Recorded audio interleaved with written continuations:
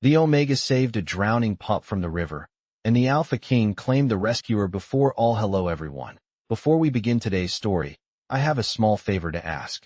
Please hit subscribe and turn on the notification bell so you never miss our channel's new videos. It's quick, free, and the best way to support us in bringing you more dramatic stories. Your support means the world to us. Where are you watching from? Drop your city or country in the comments below. Thank you very much. Now, let's return to our main character.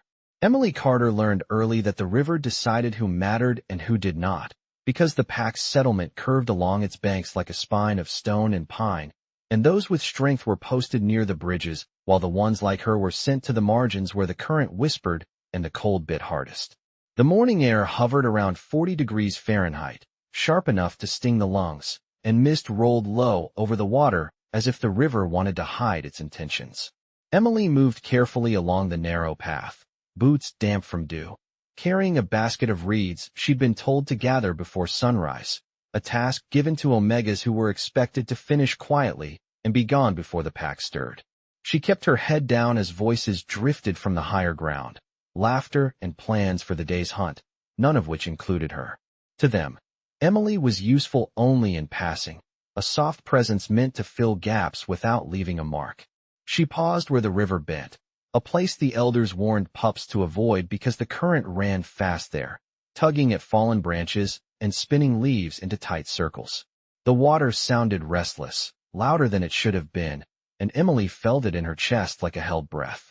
She measured her steps, knowing the rocks could be slick, and thought about the long walk back, nearly 2 miles if she followed the safe path, longer if she cut through the trees. A hawk cried overhead, and the sky lightened from steel gray to pale blue as the sun edged up. Emily knelt to reach the reeds, fingers numbing as she worked, counting the stems the way she always did to keep from thinking about the looks she'd gotten at. Dawn assembly, the ones that slid past her as if she were fog.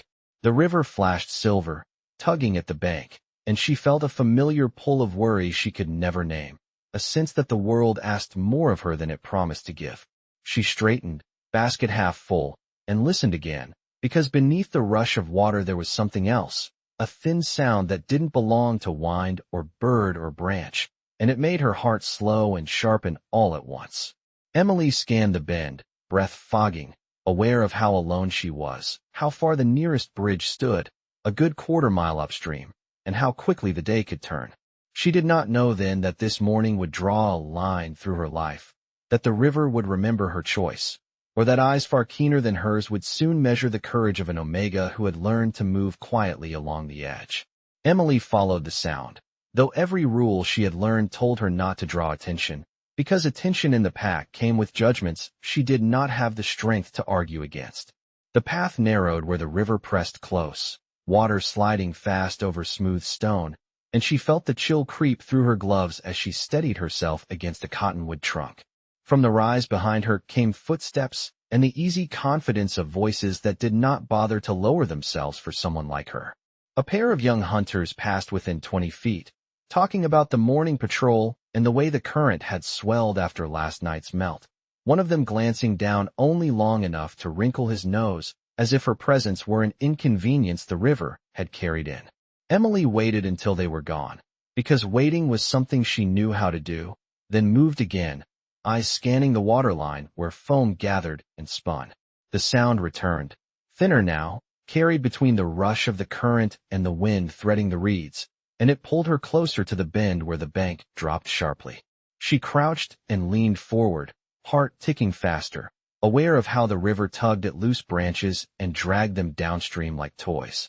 The pack had taught her that Omegas were meant to support, to observe, to stay out of the way, and she had learned to accept the narrow space offered to her without protest. Even now, as her breath came quick and the air tasted of cold stone and pine, she thought of the words that had followed her since childhood: careful, quiet, not your place.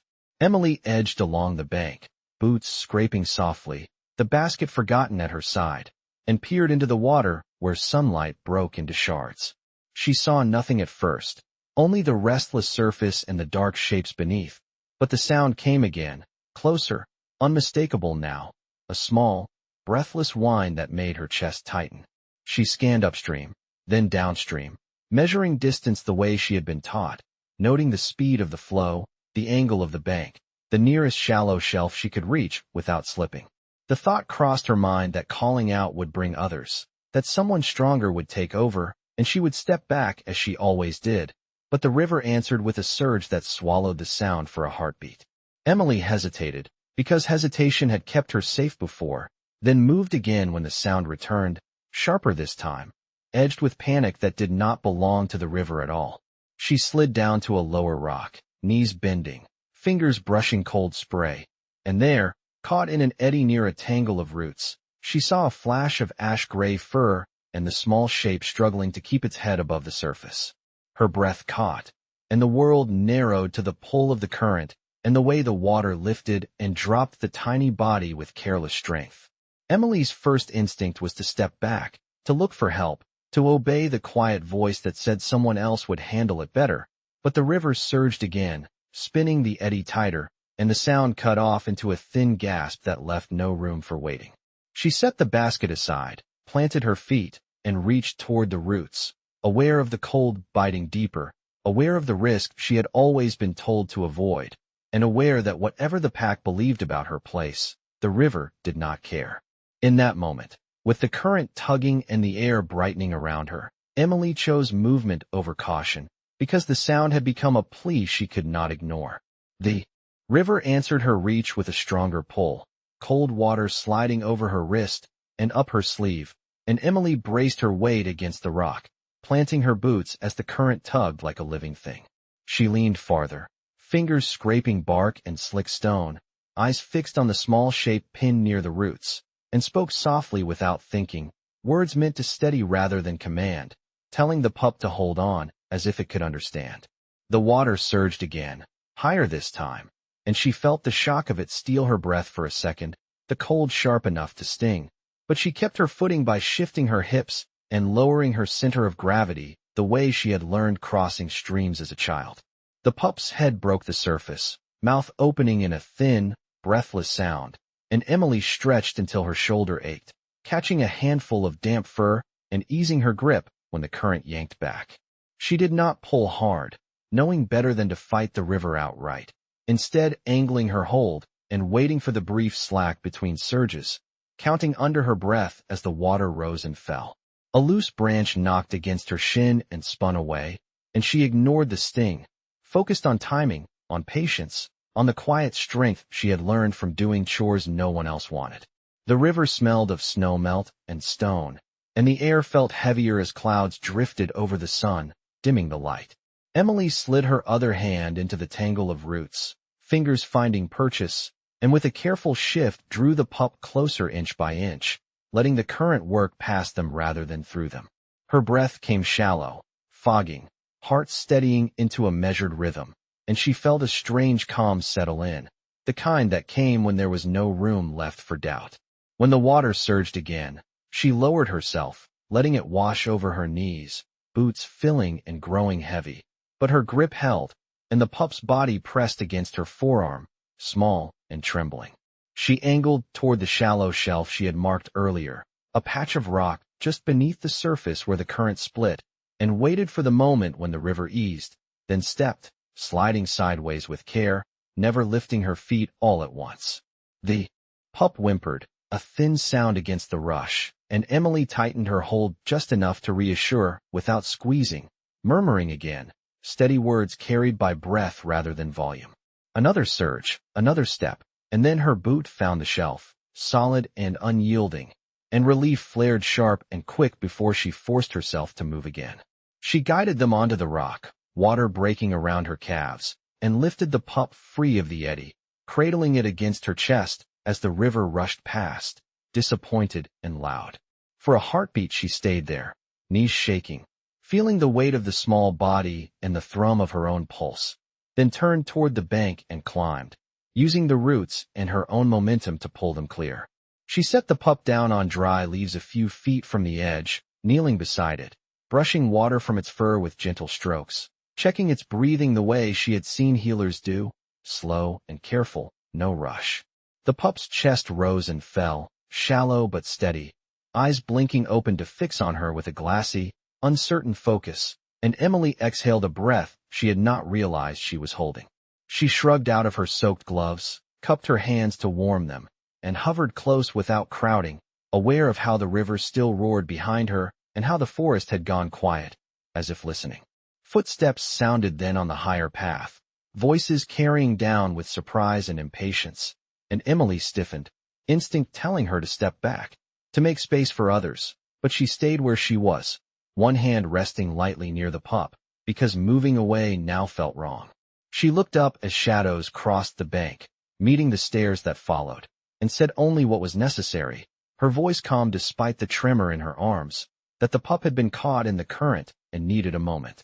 The river kept rushing, the clouds slid on, and somewhere beyond the bend, unseen eyes tracked the scene with a focus that missed nothing, measuring not the risk taken, but the quiet resolve that had carried an omega through cold water when waiting would have been easier. Emily shifted closer to the pup, aware of the way the onlookers hesitated, as if unsure whether to step in or step away, and she kept her movement slow so she would not startle the small body pressed against the leaves. She slid her jacket off with careful hands and wrapped it loosely around the pup, creating a pocket of warmth while keeping its face clear, then rubbed her palms together to bring feeling back before placing them near its sides without gripping. The pup shivered once and leaned into the heat, breath evening out in small puffs that fogged the air, and Emily counted them the way she had learned to count anything fragile, steady and patient. A hunter cleared his throat from above, muttering that the current had been rough this morning and that the river took what it wanted, and Emily did not look up, because her focus stayed on the rise and fall beneath the jacket and the subtle signs of strength returning. She adjusted the wrap to keep water from wicking back in, mindful of the wind curling through the trees, then reached for her basket and tipped it, using the dry reeds to build a shallow barrier between the pup and the damp ground. The forest smelled clean and sharp, sunlight returning in thin bands as the clouds drifted, and the river continued its rush as if nothing remarkable had happened at all. Emily pressed her fingers lightly against the pup's shoulder, not to restrain but to reassure, and felt the faint warmth there, a promise rather than a certainty. Someone suggested carrying the pup to the pack shelter, and another voice dismissed the idea with a shrug, saying it would probably find its way home, and Emily finally lifted her gaze, meeting their eyes long enough to say that it needed a moment first, that moving it too soon would do more harm than good.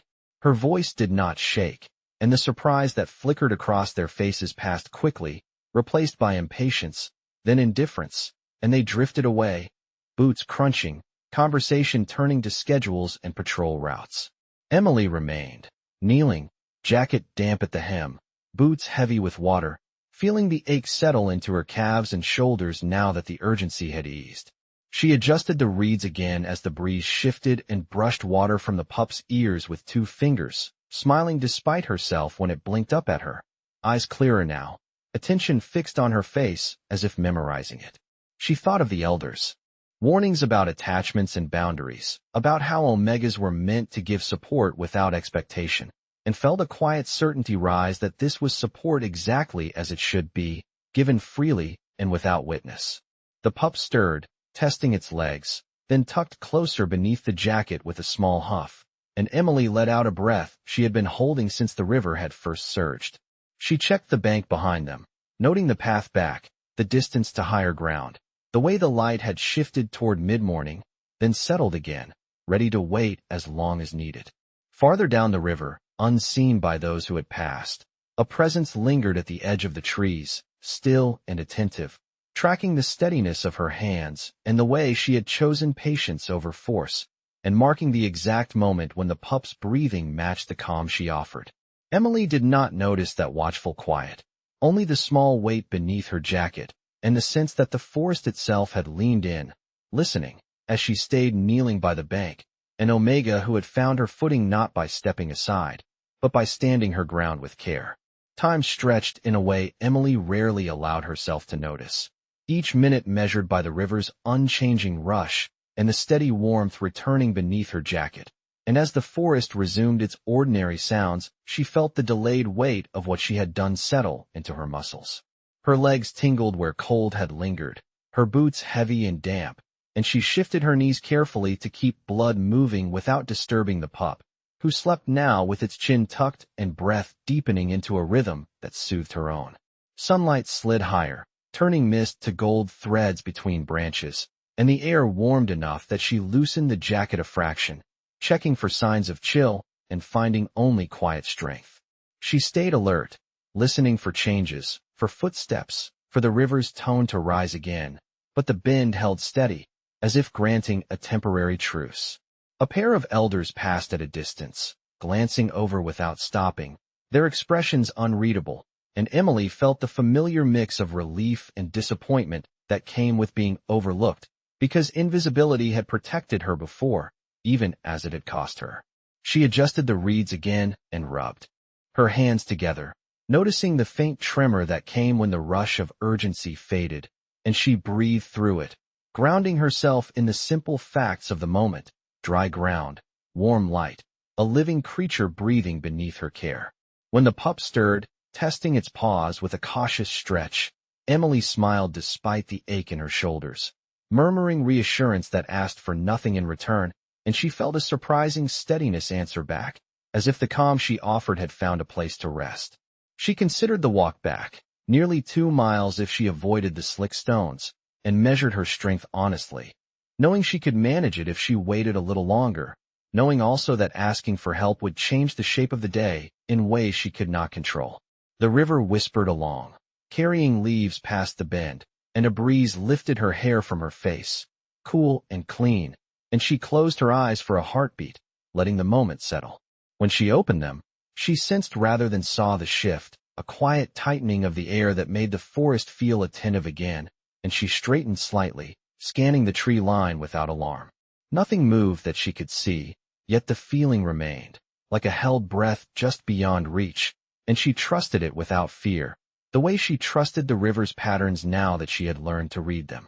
The pup's ears twitched, then relaxed, and Emily adjusted her position to block the breeze, counting breaths again until her own slowed. Somewhere upstream, a branch cracked and water splashed, and she cataloged the sound as ordinary, even as a deeper awareness followed it, precise and patient. She thought of the path she had taken here, of the lessons that told her to step aside, and felt a quiet resolve replace the old habit, not defiance, but acceptance of her own judgment. When the pup lifted its head and met her eyes, steady and unafraid, Emily felt a warmth that had nothing to do with the sun, and she rested her palm near its shoulder, grounding both of them.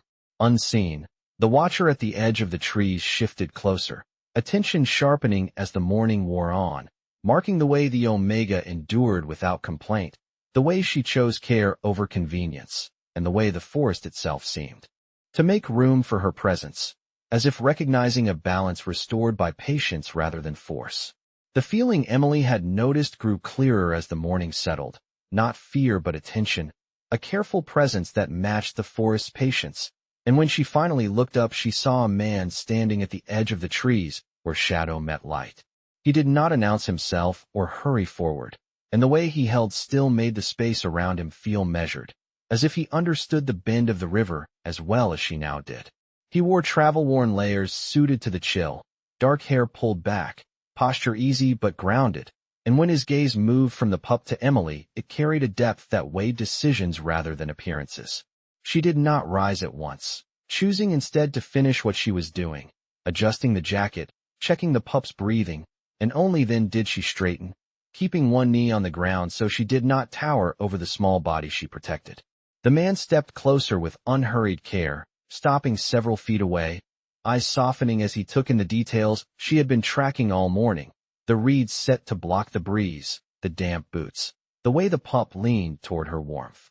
He spoke her name once, quietly, and the sound of it landed differently than it ever had before, not as an order or a dismissal, but as a recognition.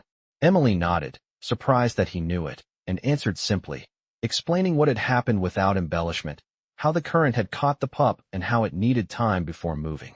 He listened without interrupting, attention focused, and when she finished he glanced to the river, then back to the pup, as if mapping the sequence she described against the land itself.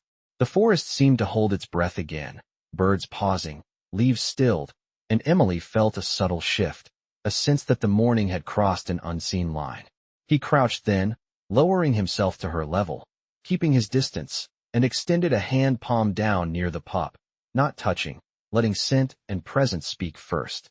The pup lifted its head, alert but calm, and pressed closer to Emily instead of retreating, and the man's expression changed, surprise giving way to something steadier and more profound. He drew a slow breath and said her judgment had been sound, that waiting had mattered, and the simple acknowledgment settled over her like a warm layer she had never known she needed. He asked if she was hurt, eyes flicking to her soaked boots and reddened hands, and she shook her head, answering honestly that she would be fine.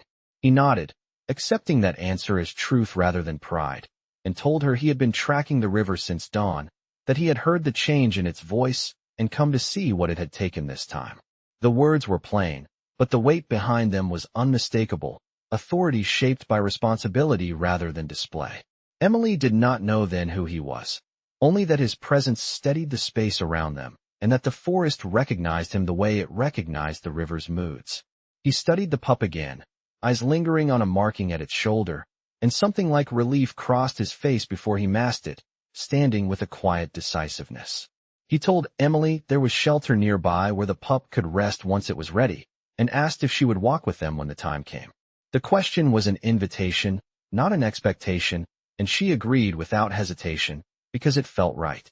As they waited together, the man keeping watch while Emily kept care, the river rushed on, indifferent and eternal, while a truth took shape in the space between them, unseen by most, unmistakable to the one who had come not to claim, but to witness. The man waited until the pup shifted with renewed strength, paused steady beneath it, before he spoke again, and when he did his voice carried a certainty that settled the forest rather than bending it. He knelt and drew back the edge of the jacket just enough to reveal a marking Emily had noticed but not understood, a pale curve at the shoulder that caught the light, and he traced the air above it without touching, explaining calmly that it was a sign of lineage known to few and guarded by many. Emily listened, breath slowing as the pieces aligned, the way the pup had leaned toward her warmth, the way the river had spared them a shelf at the right moment, the way this morning had unfolded with deliberate care. He told her the pup was not lost by chance, that it had slipped from watch during a survey of the river after the melt, and that the current had taken advantage of a brief gap no patrol could have closed in time. He did not speak of blame, only of responsibility, and when he said the word son it landed with a quiet gravity that changed the air between them. Emily's gaze returned to the small body at her knees, seeing it anew without fear or distance, and she nodded, accepting the truth because it fit the facts she had lived. The man straightened then and introduced himself fully, not with flourish, but with the weight of a role long carried. Alpha King Rowan Blackwood, guardian of the territory the river cut through and keeper of the balance it demanded. The forest seemed to recognize the name, leaves stirring, birds resuming their calls, and Emily felt a steadiness settle rather than awe, as if the reveal had been waiting for the right moment to arrive. Rowan thanked her plainly, not as a ruler rewarding service, but as a father acknowledging care, and he asked again if she was ready to walk, because the pup would need rest beyond the bend where shelter stood firm against wind. Emily rose carefully, testing her footing, and Rowan adjusted his pace to match hers, carrying nothing but attention as she lifted the pup, cradling it against her chest with practiced gentleness. They moved together along the path, the river keeping pace at their side, and when they reached the clearing where others gathered, conversation fell quiet, eyes tracking the pup and the way it nestled close to the Omega who held it. Rowan did not raise his voice, yet his words carried, stating simply what had happened, who the pup was, and who had saved it, leaving no room for speculation or dismissal. Emily felt the familiar heat of being seen and kept her focus on the steady weight in her arms, trusting Rowan to speak truth without turning it into spectacle. He stepped closer to her then, close enough that those watching could not miss the intent, and he placed his cloak around her shoulders to block the breeze, an act of care that read as protection without possession. He said her name again, and this time the sound of it held a promise the forest itself seemed to echo, and he declared before all that the Omega who had chosen patience over fear and care over convenience would stand under his protection, her judgment trusted, her place recognized. The words did not demand anything of her, yet they shifted everything. And as murmurs rippled through the clearing, Emily felt the quiet truth of it settle into her bones, that the river had not decided who mattered after all, but that choice, made in cold water with steady hands, had drawn a line the world could not ignore. The clearing held the hush that followed truth spoken plainly, and Emily felt it ripple outward as faces turned from curiosity to reconsideration, the old assumptions shifting under the weight of what had been witnessed. Rowan stood beside her without crowding, his presence steady and deliberate, and he addressed the gathered pack not with rebuke, but with clarity, reminding them that balance depended on judgment exercised in small moments as much as in grand ones. He spoke of the river, of patience, of care that did not ask permission, and with each measured word the murmurs softened into attention. Emily kept her focus on the pup, now awake and alert in her arms, ears flicking at the sound of Rowan's voice, and she felt the cloak at her shoulders warm with the sun as it broke fully through the clouds. When questions came, they were brief and practical, and Rowan answered them without delay, explaining where the pup would recover and who would tend it, naming the shelter and the watch that would rotate until the melt settled.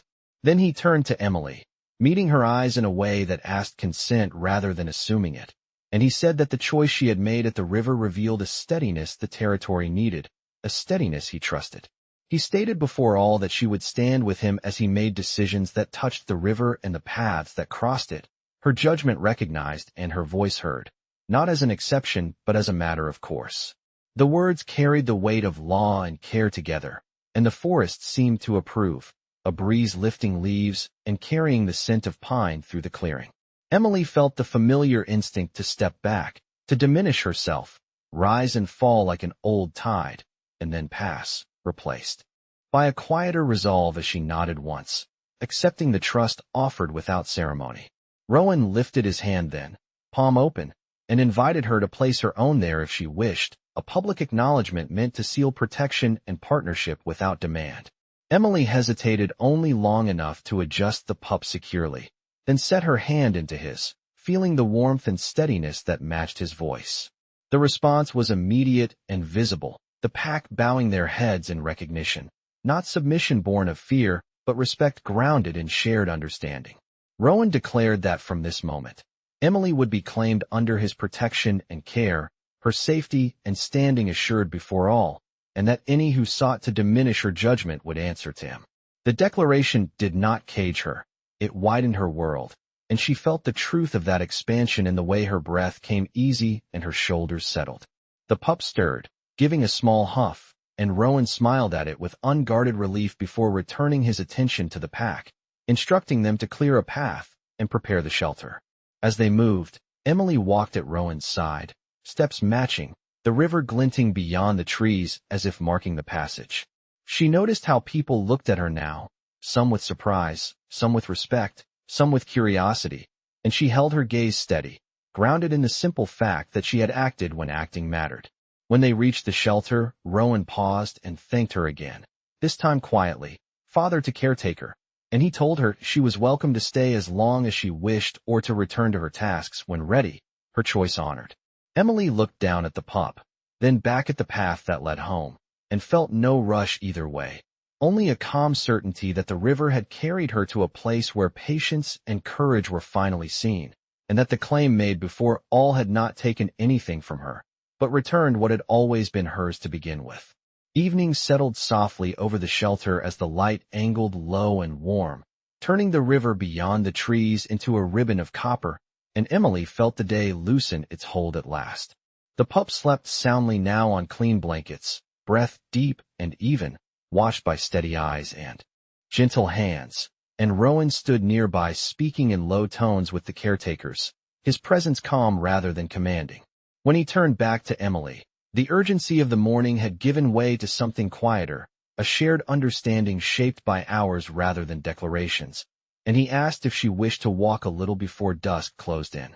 They stepped outside together, moving along the edge of the clearing where wildflowers nodded and the scent of pine deepened, and Emily noticed how her steps felt lighter, not because the path had changed, but because she no longer carried the weight of being unseen.